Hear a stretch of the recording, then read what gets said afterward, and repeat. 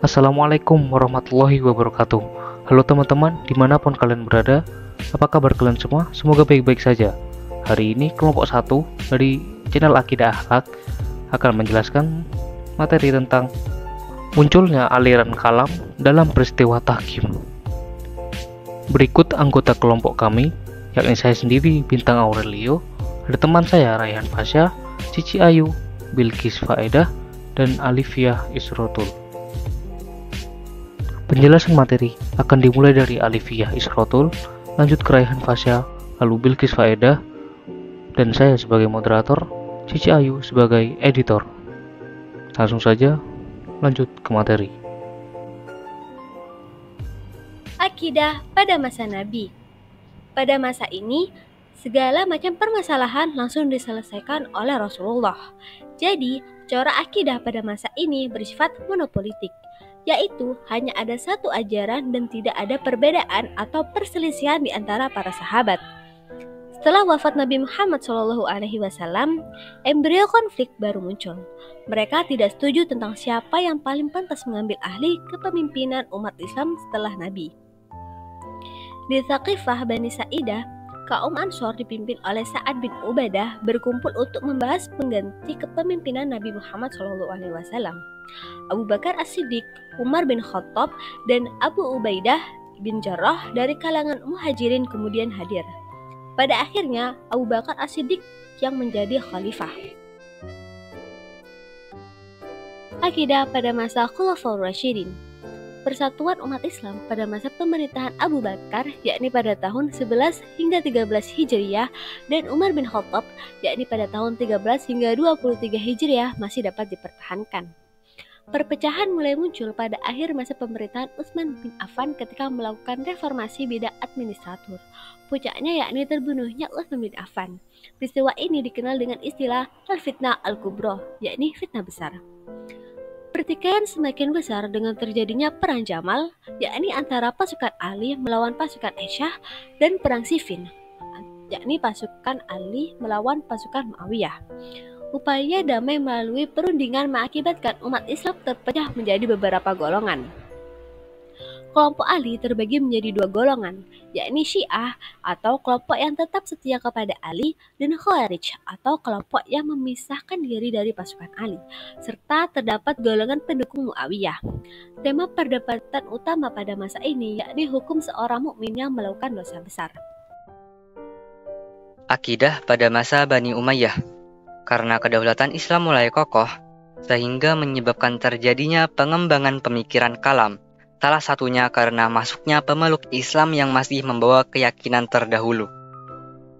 Corak pemerintahan yang represif dari beberapa khalifah menyebabkan sebagian umat Islam bersikap apatis, yakni apa yang selama ini terjadi pada hakikatnya sudah menjadi takdir. Pemahaman ini dikenal dengan paham Jabariyah, yang dimunculkan oleh Jabr bin Safwan.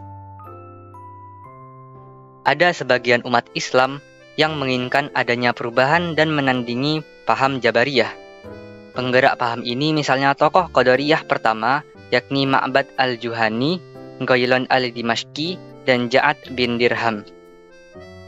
Namun, ada sikap sahabat yang tidak mau terlibat dalam perdebatan tersebut, bahkan menolaknya, seperti Ibnu Umar, Jabir bin Abdullah, Anas bin Malik, Ibnu Abbas, dan Abu Hurairah.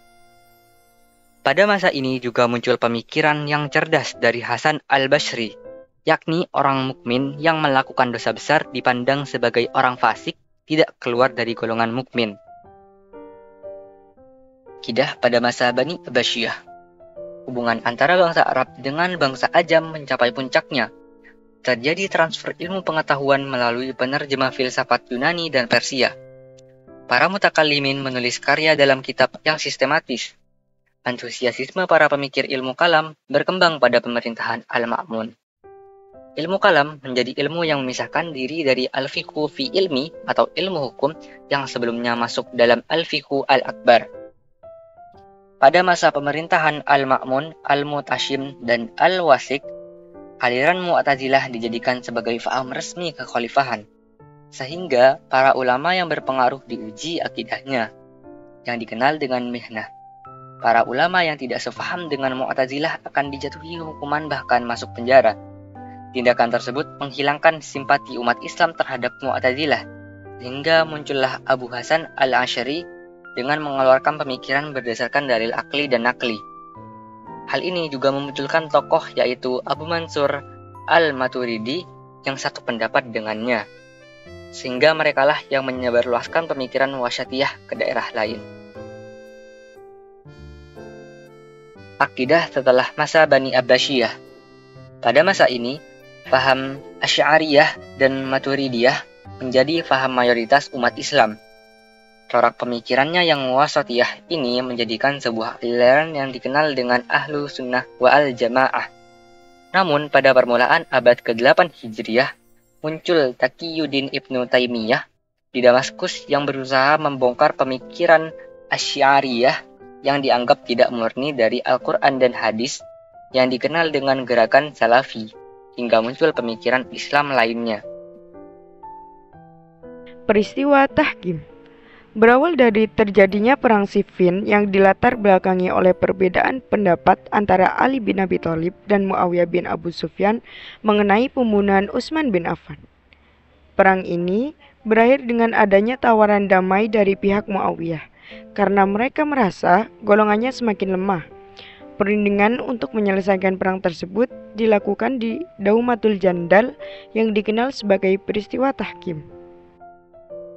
Nah, singkat cerita, golongan Ali menunjuk Abu Musa al-Asy'ari, sedangkan golongan Muawiyah menunjuk Amr bin As sebagai perwakilan untuk berpidato mencari kesepakatan. Hasil dari peristiwa Tahkim ini adalah diturunkannya Ali dari jabatannya, dan untuk menggantinya semua diserahkan kepada kaum muslimin untuk menentukannya. Tentunya hasil ini tidak memuaskan golongan Ali, hingga ada beberapa pendukung Ali yang keluar dari golongan Ali atau biasa disebut Khawarij, dan berujung dibunuhnya Ali oleh golongan tersebut.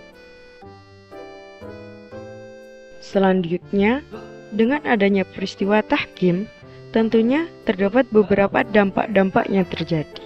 Di antaranya adalah adanya kelompok yang tetap setia kepada Ali bin Abi Thalib yang disebut sebagai kelompok Syiah.